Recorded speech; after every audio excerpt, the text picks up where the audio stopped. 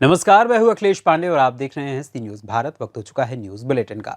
इस बुलेटिन में बात होगी बलिया की, जहां उप जिलाधिकारी सुनील कुमार की अध्यक्षता में दीपावली आदि के मद्देनजर शांति समिति की बैठक हुई संपन्न। आगे बात करेंगे झारखंड के चतरा की, जहां पोषण सखी महिलाओं ने समाहरणालय के समीप दिया 1 दिवसीय धरना। साथ ही आगे चर्चा होगी उत्तर प्रदेश के रायबरेली जनपद की, जहां गहरे कुएं में गिरी भैंस को कड़ी मशक्कत के बाद पीआरबी जवानों ने निकाला बाहर। और भी तमाम खबरों पर आइए विस्तार से करते हैं चर्चा। खबर बलिया से है, जहां लालगंज पुलिस चौकी प्रांगण में दीपावली आदि के मद्देनजर शांति समिति की बैठक उप जिला अधिकारी सुनील कुमार की अध्यक्षता में संपन्न हुई।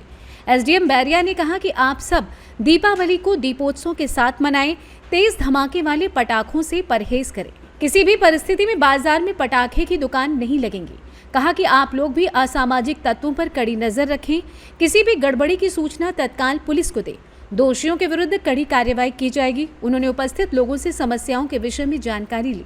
क्षेत्र में दीपावली पर रखी जाने वाली मूर्तियों के बाबत कहा, पांडाल में बालू आदि की व्यवस्था रखनी होगी। पांडाल के पास ज्यादा भीड़ ना हो, ये आपकी जिम्मेदारी होगी कि विसर्जन जुलूस में कोई मदिरा सेवन करके ना आए।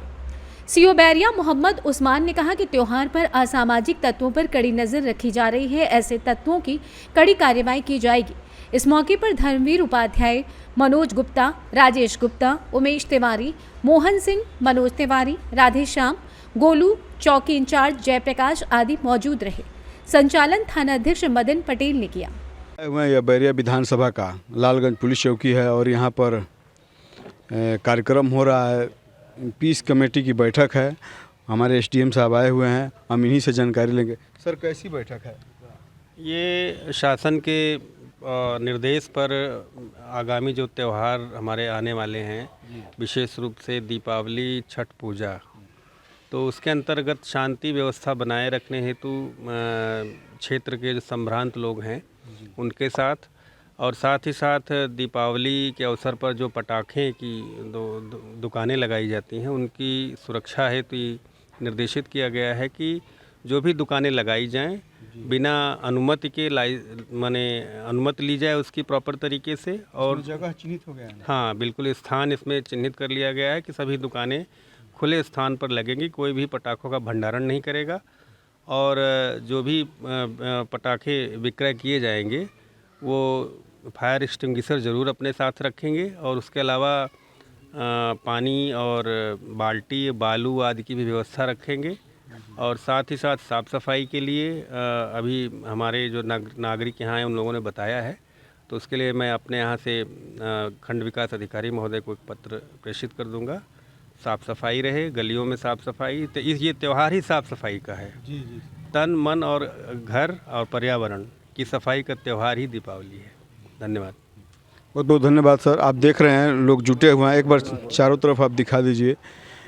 यह पीस कमेटी की बैठक है जो आगामी त्यौहार को देखते हुए शांति व्यवस्था बनाए रखने हेतु क्षेत्र के सम्मानित लोग, व्यापारी लोग के बीच यह बैठक हो रही है। बलिया से सी न्यूज संवाददाता अर्जुन कुमार की रिपोर्ट। चतरा समाहरणालय के समीप पोषण सखी महिलाओं ने 1 दिवसीय धरना प्रदर्शन किया, जहां महिलाओं ने बताया कि झारखंड में हेमंत सोरेन की सरकार बनने के बाद 10,388 पोषण सखियों को कार्य से निरस्त कर दिया गया था।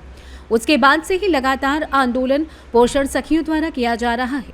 पोषण सखियों ने आगे बताया कि राज्य के 6 जिलों के धनबाद, गिरिडीह, चतरा, दुमका, कोडरमा एवं गोड्डा के 52 परियोजनाओं के अंतर्गत 10,388 पोषण सखियों का चयन सेवा शर्त निर्धारित करते हुए उनकी सेवा वर्ष 2015 से प्राप्त की जा रही थी, पर उनकी सेवा निरस्त कर दी गई है। इसी क्रम में चतरा समाहरणालय के समीप अपने पुनः कार्य करने को लेकर धरना प्रदर्शन किया। आइए जानते हैं इस विषय में जिला अध्यक्ष सुषमा कुमारी का क्या कुछ कहना है।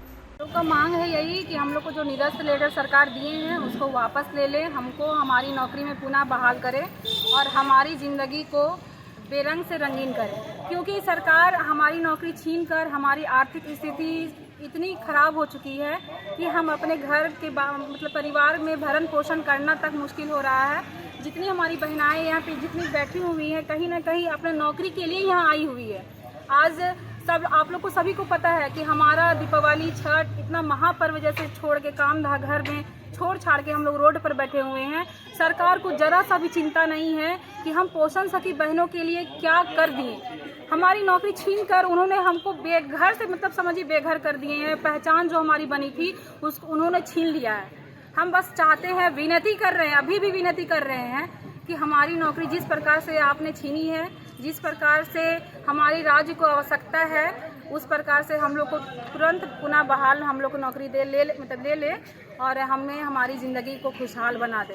कितने साल आप लोग काम करने वाले? हम लोग 6 साल काम किए हैं, 6 साल राज्य को सेवा दिए हैं और उसके बाद 1 अप्रैल 2022 को हम लोगों को निरस्त लेटर मिल गया कि आप लोगों को आज से कार्य मुक्त हैं, आप लोगों को कार्य नहीं करना है, मतलब कि सेवा समाप्ति कर दिया गया। कभी हटाने का कोई रीज़न बताया गया है? हटाने का बस रीज़न कुछ बताया नहीं गया है, कोई रीज़न नहीं बताया गया है। सिर्फ अपना मनमानी कहिए या फिर कुछ कहिए। सरकार को अगर यही था कि हमारी आवश्यकता नहीं थी तो फिर आपने 6 साल सेवा क्यों लिया हमसे? फिर आप लोग 2021 तक बहाली फिर क्यों लिया आप लोगों ने? आप लोगों को बहाली नहीं लेना चाहिए था। बहाली लिए तो हम लोग को और आशा, हम लोग को हिम्मत हो गया कि नहीं बहाली तो लिया जा रहा है तो इस काम को हम लोग जोरदार तरीकों से मतलब करते हैं ताकि और हम लोग का नाम हो, गांव घर में नाम हो, हमारा राज्य में नाम हो, उसके बाद हमारा देश में नाम हो। तो फिर आपने बहाली फिर क्यों लिया? जब निरस्त करना ही था तो आप लेते ही नहीं बहाली। मानदेय भुगतान किया था 3000 था, अब तो हमारी निरस्त लेटर मिल चुका है तो मानदेय तो कुछ भी नहीं है। हम लोग के लिए अभी पैसे के लिए मोहताज हो चुके हैं। क्या नाम हुआ आपका? मेरा नाम सुषमा कुमारी है, जिला चतरा से सी न्यूज संवाददाता लकी की रिपोर्ट। खबर कैमूर जिले से है, जहां भाजपा के पूर्व विधायक निरंजन राम के द्वारा भाजपा अति पिछड़ा के जिला अध्यक्ष सुनील बिंद के पैतृक गांव सेमरा में उनके दादाजी के श्राद्ध कार्यक्रम में उपस्थित होकर तैलीय चित्र पर माल्यार्पण कर ईश्वर से प्रार्थना करते हुए कहा कि ईश्वर उनकी आत्मा को शांति प्रदान करे।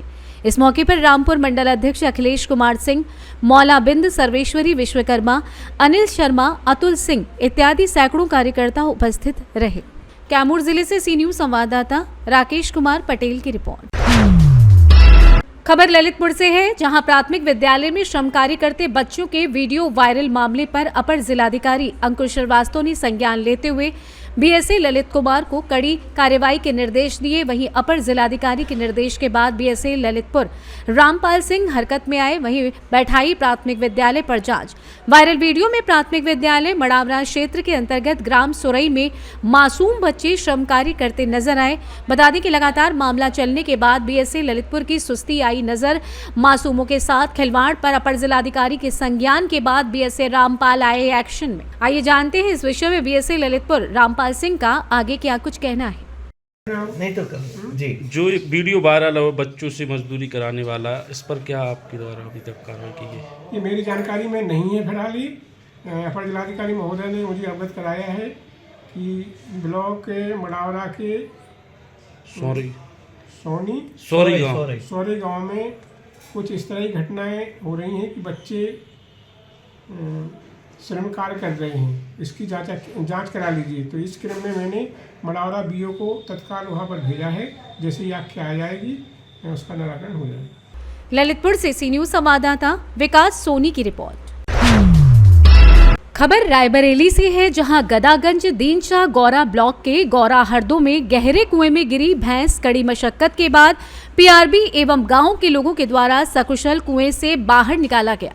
बता दें, प्राप्त जानकारी के अनुसार गौरा हरदो के हसौपुर निवासी हीरालाल की भैंस रात खूंटे से खुलकर अचानक कुएं में गिर गई और जब सुबह हुई तो देखा कि भैंस नहीं है। काफी खोजबीन की पर पता नहीं चल सका। वहीं जब सुबह लगभग 11 बजे कुएं में देखा गया तो गहरे कुएं में दिखाई दी।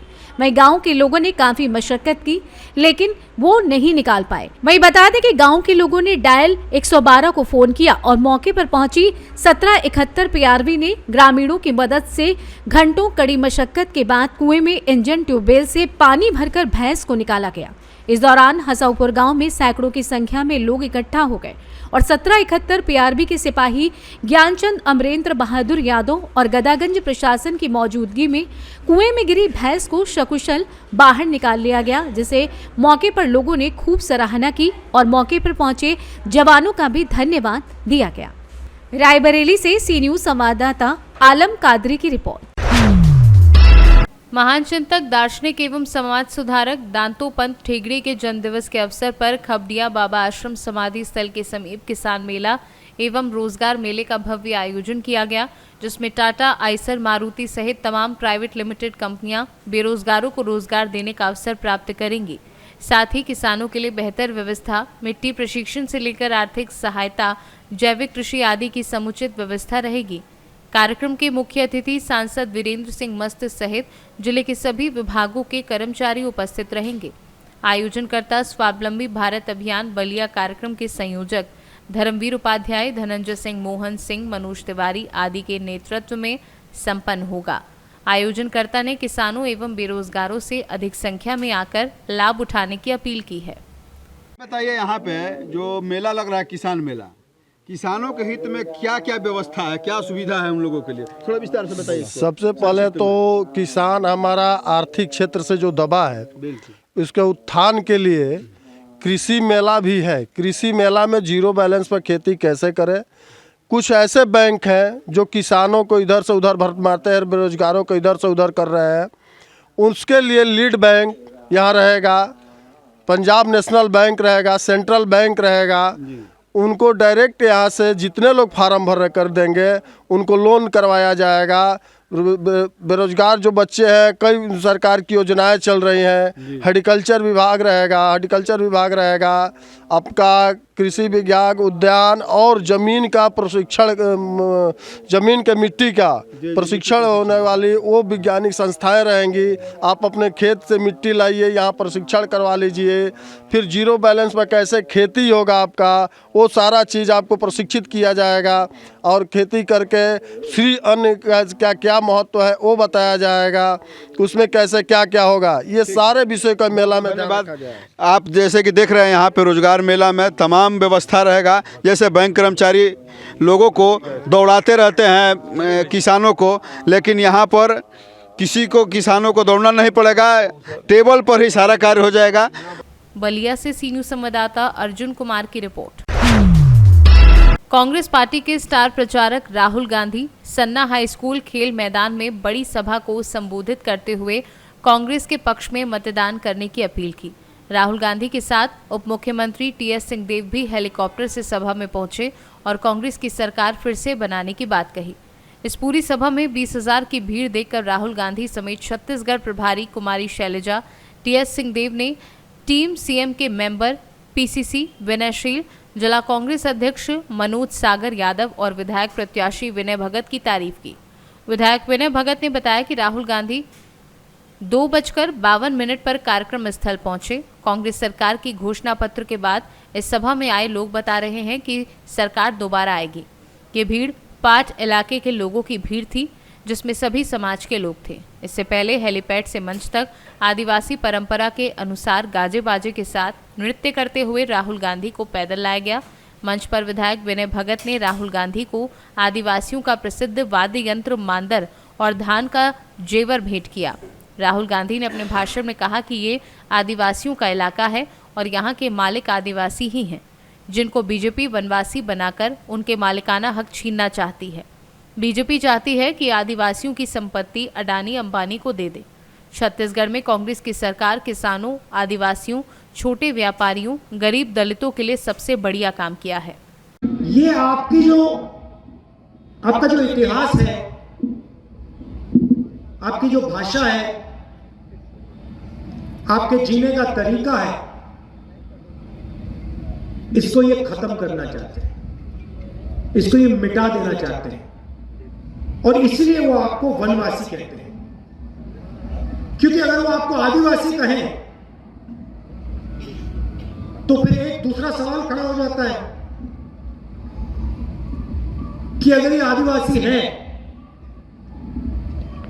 और ये हिंदुस्तान के पहले मालिक हैं, इस जमीन के मालिक हैं, जल के मालिक हैं, जंगल के मालिक हैं। जशपुर से सी न्यूज़ संवाददाता दीपक वर्मा की रिपोर्ट। नागदा तहसील के ब्लॉक उन्हेल में बीजेपी प्रत्याशी सतीश मालवीय के समर्थन में पहुंचे केंद्रीय मंत्री ज्योतिरादित्य सिंधिया ने कमलनाथ और दिग्विजय सिंह को बंटाढार सरकार। इतना ही नहीं, सिंधिया ने कहा कि मुझसे भी बंटवा दिए फर्जी ऋण माफी प्रमाण पत्र, इसलिए बदली सरकार। इसी बीच किशोर कुमार का गाना भी सुनाया, ये पब्लिक है, सब जानती है। अगर मैंने सरकार नहीं बदली होती तो ऋण माफी नहीं होता। अब मेरी महिलाएं यहाँ बैठी हैं। शिवराज सिंह जी ने लाडली बहना योजना शुरू की। मेरी लाडली बहना है यहाँ, हाथ उठाओ। कितना मिलता है? 1250। आप कब से बन गए लाडली बहना? देखो पैसे का मामला आ गया तो ये लाडली बहना बन गया। इधर लाडला भेरू। कितना मिलता है लाडली बहना? 1250।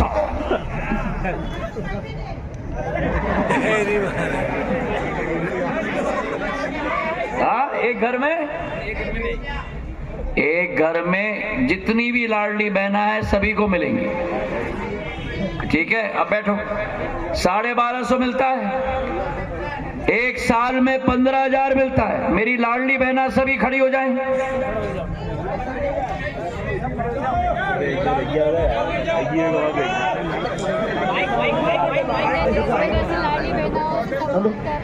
आप सुन लेना, अगर गलती से भी कांग्रेस की सरकार आई तो आपके 1250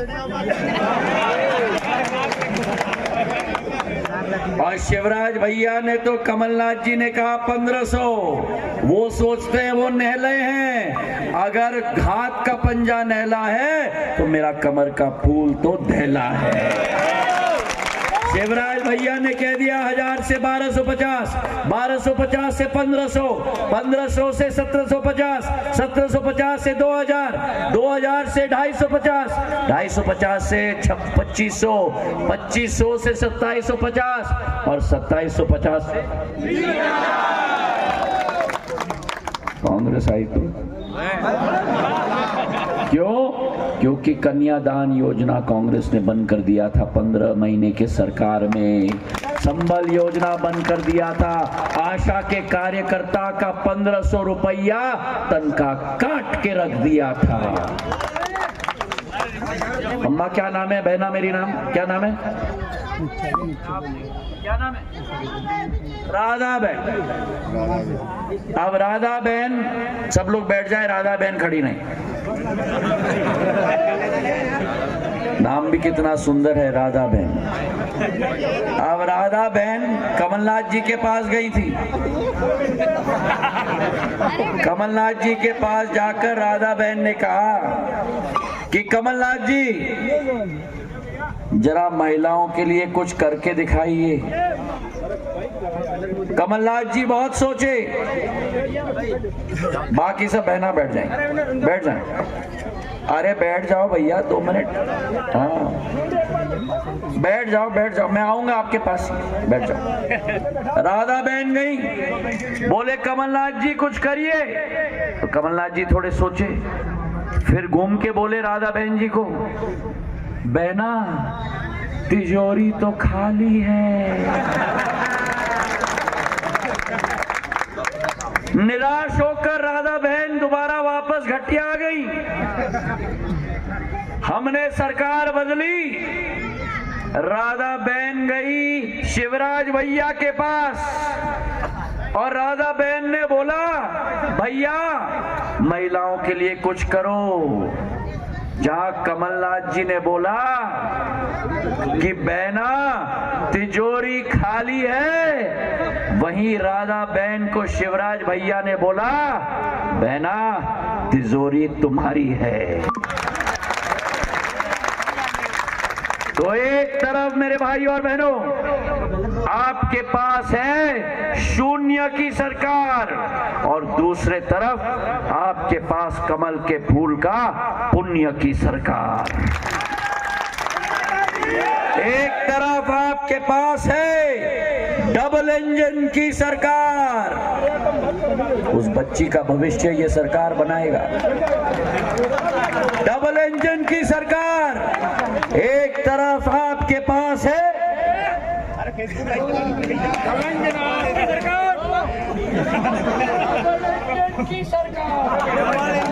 बोलो डबल इंजन की सरकार। एक तरफ आपके पास है और दूसरी तरफ आपके पास है बिना इंजन की सरकार। उज्जैन से सी न्यूज संवाददाता सुरेश जाटपा की रिपोर्ट। फिलहाल के लिए इस न्यूज़ बुलेटिन में बस इतना ही। देश दुनिया की तमाम खबरों के लिए देखते रहें सी न्यूज़ भारत। हर खबर आपके साथ, आपके हाथ।